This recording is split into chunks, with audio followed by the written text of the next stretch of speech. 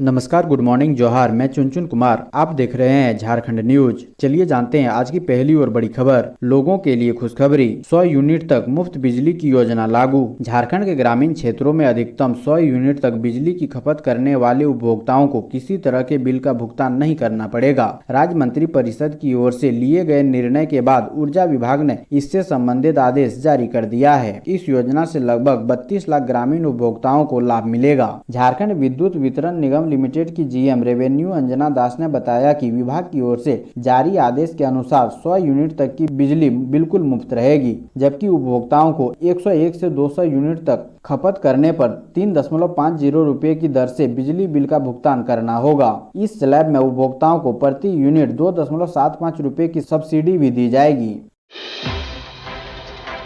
झारखंड के आरजेडी नेता व पूर्व एमएलए संजय कुमार सिंह यादव बाल बाल बचे। जमीन विवाद में जेएमएम नेता ने चलाई गोली। झारखंड के पलामू जिले के हुसैनाबाद थाना क्षेत्र के जपला नवीन नगर मुख्य पथ के रघुनाथ पेट्रोल पंप के पास भूमि विवाद में राजद के प्रदेश कार्यकारी अध्यक्ष सह पूर्व विधायक संजय कुमार सिंह यादव व जेएमएम के वरिष्ठ नेता वशिष्ठ सिंह आपस में भिड़ गए। इसमें दोनों पक्षों की ओर से जमकर मारपीट हुई है। गोली चलने से पूर्व विधायक बाल बाल बच गए। इस दौरान जेएमएम के वरिष्ठ नेता वशिष्ठ सिंह को भी चोट आई है। इस संबंध में संजय कुमार सिंह यादव ने हुसैनाबाद थाना में लिखित शिकायत दर्ज कराई है। 3 दिनों तक भारी बारिश का अलर्ट। जमशेदपुर और आसपास के इलाके में गुरुवार को मूसलाधार बारिश हुई। दिन भर में लगभग 65 मिलीमीटर बारिश हुई। मौसम विभाग द्वारा कोल्हान के लिए अगले 3 दिनों तक येलो अलर्ट जारी किया गया है। इस अवधि में कहीं कहीं आंशिक एवं कहीं भारी बारिश की चेतावनी जारी की गई है। इस दौरान वज्रपात भी होने की संभावना है। विभाग के अनुसार ऐसी स्थिति उत्तर पश्चिमी क्षेत्र में निम्न दबाव बनने के कारण उत्पन्न हुई है। मौसम विभाग के अनुसार 14 अगस्त तक बारिश होने की संभावना जताई गई है। बीते 2 दिनों से लगातार हो रही बारिश के कारण तापमान में गिरावट दर्ज की गई है और अगले 3 दिनों में इसमें और गिरावट होने की संभावना है। लगातार हो रही बारिश से मौसम सुहावना हो गया है। लोगों को गर्मी एवं उमस से राहत मिली है। अविनाश पांडे अच्छे संगठन करता है पर अंदरूनी कलह को भांप नहीं पा रहे। झारखंड प्रदेश कांग्रेस प्रभारी अविनाश पांडे एक बार झारखंड दौरे पर हैं। 4 जिलों में होने वाले गौरव यात्रा में भाग लेने के लिए वे शुक्रवार को देवघर पहुंचे। झारखंड प्रभारी बनने के बाद से वे राज्य दौरा का कार्यक्रम पर कार्यक्रम कर रहे हैं ताकि प्रदेश में कांग्रेस मजबूत हो सके। देखा जाए तो अविनाश पांडे जी, आप अच्छे संगठन करता है, लेकिन प्रभारी बनने के करीब 7 माह बाद भी आप प्रदेश कांग्रेस संगठन के अंदर की अंदरूनी कलह और प्रदेश की राजनीतिक हालातों को भांप नहीं पा रहे हैं। विधायक गठबंधन के मुखिया यानी मुख्यमंत्री पर सवाल उठाते रहे हैं। पार्टी लाइन से अलग राष्ट्रपति चुनाव में क्रॉस वोटिंग कर रहे हैं। कोई विधायक सरकार के खिलाफ ही बागी हो गए। आज पार्टी के 3 विधायक बंगाल सीआईडी के कस्टडी में है।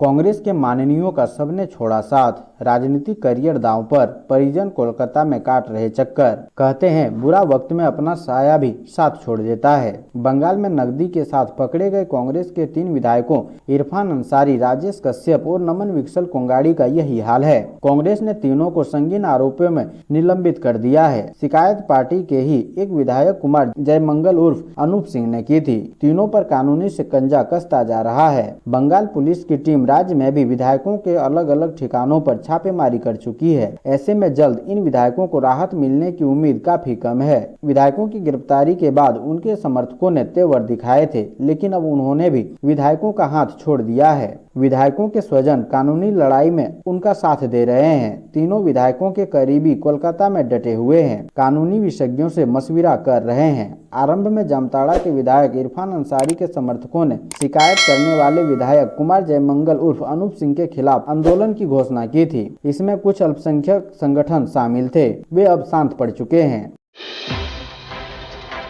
कोर्ट फीस बढ़ोतरी पर सरकार से जवाब तलब। कोर्ट फीस में बढ़ोतरी करने के खिलाफ दायर जनहित याचिका पर सुनवाई करते हुए झारखंड हाईकोर्ट ने सरकार से जवाब मांगा है। शुक्रवार को chief justice doctor Ravi Ranjan और जस्टिस सुजीत नारायण प्रसाद की अदालत ने सरकार को 17 अगस्त तक जवाब दाखिल करने का निर्देश दिया है। झारखंड बार काउंसिल की जनहित याचिका पर सुनवाई करते हुए अदालत ने यह निर्देश दिया। सुनवाई के दौरान काउंसिल की ओर से पक्ष रखते हुए अधिवक्ता राजेंद्र कृष्णा ने अदालत को बताया कि राज्य सरकार ने फीस बढ़ाने का कोई ठोस आधार नहीं बनाया है। सरकार ने कोर्ट फीस में बेतहाशा बढ़ोतरी की है। इससे आम आदमी का बोझ बढ़ेगा और लोग न्याय के लिए अदालत में नहीं आ सकेंगे। आम लोगों के लिए न्याय महंगा हो जाएगा। सभी तरह की फीस में बेतहाशा वृद्धि की गई है। सरकार ने बढ़ोतरी के पूर्व बार काउंसिल से सहमति भी नहीं ली है। अदालत से फीस में बढ़ोतरी को रद्द करने का आग्रह किया गया। बारिश में लो विजिबिलिटी से विमानों की उड़ान में परेशानी, डीसी ने अफसरों को दिए ये निर्देश। लो विजिबिलिटी के कारण झारखंड के देवघर एयरपोर्ट पर विमान को लैंडिंग और टेक ऑफ करने में परेशानी आ रही है। इस कारण कई बार कोलकाता से देवघर आने वाली फ्लाइट वापस चली गई और दुर्गापुर में लैंड कराई गई।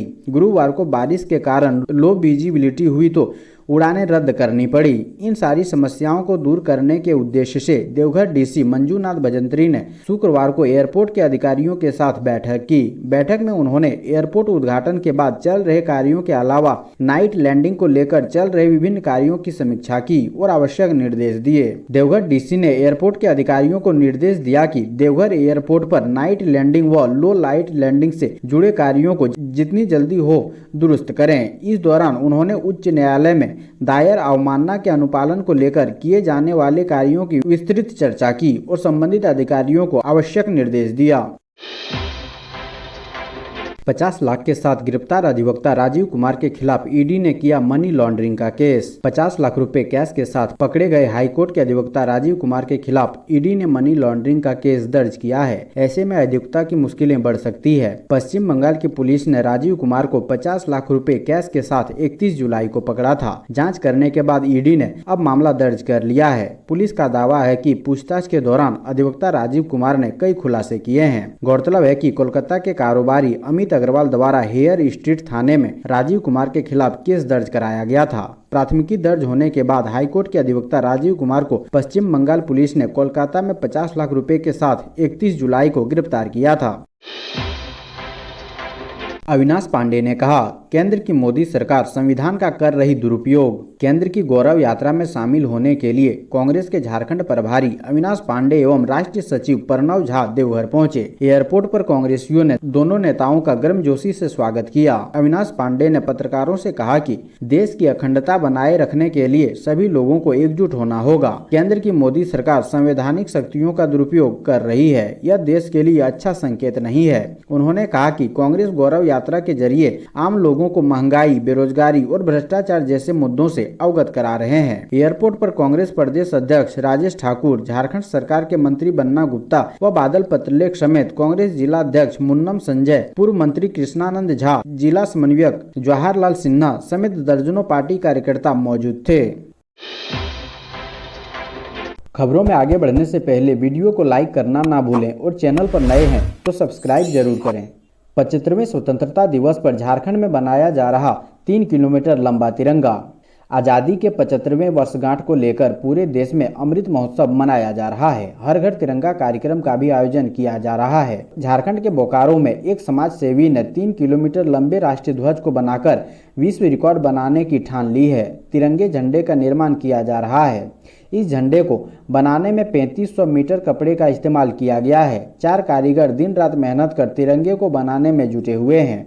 2 कारीगर इसमें प्रिंटिंग करने का काम कर रहे हैं। इस झंडे को 13 अगस्त तक तैयार कर लिया जाएगा। 14 अगस्त को बोकारो के चास के ITI मोड़ से 3 किलोमीटर का राष्ट्रीय ध्वज को लेकर यात्रा निकाली जाएगी। इस तिरंगे को बनवा रहे समाज सेवी संजय कुमार ने बताया कि इससे बड़ा तिरंगा आज से पहले कभी ना तो फहराया गया है और ना ही तिरंगा यात्रा निकाली गई। इनका दावा है कि करीब 3.5 किलोमीटर का यह तिरंगा Guinness book of world record में दर्ज होगा। बिजली विभाग की लापरवाही के कारण लाखों उपभोक्ताओं को नहीं मिल पा रही सब्सिडी। विभाग की लापरवाही के कारण 400 यूनिट से अधिक बिजली उपयोग करने वाले उपभोक्ताओं को सब्सिडी नहीं मिल पा रही है। ऐसे में कई उपभोक्ता संशय में है कि मीटर रीडिंग की तारीख बढ़ने पर वे सब्सिडी से वंचित हो जा रहे हैं। मानगो के समता नगर, कुमरुम टोला, शंकोसाई, बागवेड़ा, गोविंदपुर, विरसा नगर के कई उपभोक्ताओं ने इस संबंध में संशय व्यक्त किया है। उपभोक्ताओं ने बताया है कि ऊर्जा मित्रों की ओर से मीटर रीडिंग की कोई तय तारीख नहीं है। अमूमन इसमें देरी होती है, जिससे सब्सिडी का फायदा नहीं मिल पाता है। इस पर JBVNL के महाप्रबंधक अंजना दास ने बताया कि उपभोक्ताओं को इससे घबराना नहीं चाहिए। निगम की ओर से सब्सिडी तय करने से पहले ही इसकी गिनती की गई थी। इसमें दिन के हिसाब से सब्सिडी दर तय की गई है। ऐसे में 400 यूनिट से अधिक बिजली होने पर उपभोक्ता सब्सिडी के दायरे में आ जाएंगे, क्योंकि गिनती 365 दिन को ध्यान में रखकर की जाएगी।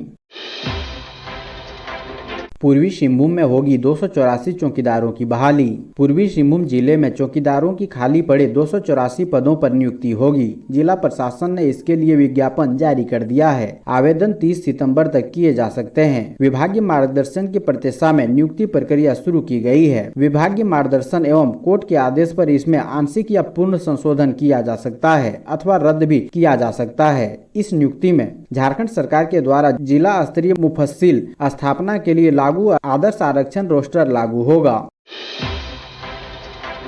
वीर शहीदों को दी गई श्रद्धांजलि। विधायक अंबा प्रसाद के नेतृत्व में कांग्रेस द्वारा निकाली गई गौरव तिरंगा यात्रा। रामगढ़ जिले के बड़कागांव विधानसभा क्षेत्र में आजादी के 75वें वर्षगांठ पर विधायक अंबा प्रसाद के संकल्प पर गौरव यात्रा निकाली गई। सैकड़ों कार्यकर्ता भारी बारिश के बीच विधायक अंबा प्रसाद के नेतृत्व में 75 किलोमीटर दूरी से ज्यादा गौरव तिरंगा यात्रा में पैदल चलने का संकल्प लेकर 5वें दिन पतरातू ब्लॉक चौक से भुरकुंडा बाजार मतकमा चौक होते हुए रामगढ़ की ओर तिरंगा लेकर रवाना हुई है। इस बीच देश के प्रति बलिदान दिए सभी वीर शहीदों को श्रद्धांजलि दी गई। साथ ही चौक चौराहों पर सभी स्मारक स्थल के प्रतिमा पर माल्यार्पण किया गया। वहीं विधायक अंबा प्रसाद ने आजादी के 75वां दिवस पर कांग्रेस पार्टी पतरातू प्रखंड कमेटी के द्वारा गौरव तिरंगा यात्रा के रूप में निकाली गई, जो लगातार 5 दिनों से यह गौरव तिरंगा यात्रा जारी है। गौरव यात्रा में सभी वीर शहीदों को श्रद्धांजलि दी गई। साथ ही चौक चौराहों पर बनी स्मारक प्रतिमा पर माल्यार्पण भी किया गया।